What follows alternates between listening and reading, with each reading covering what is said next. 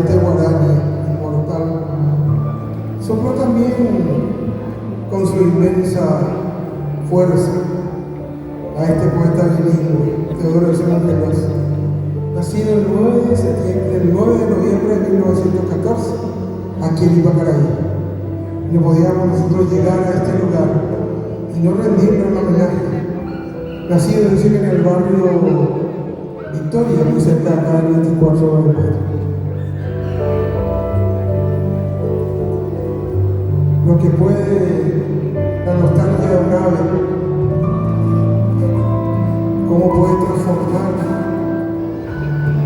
la cabeza de alguien lejos, del otro lado del río. Ahí va. Mamá,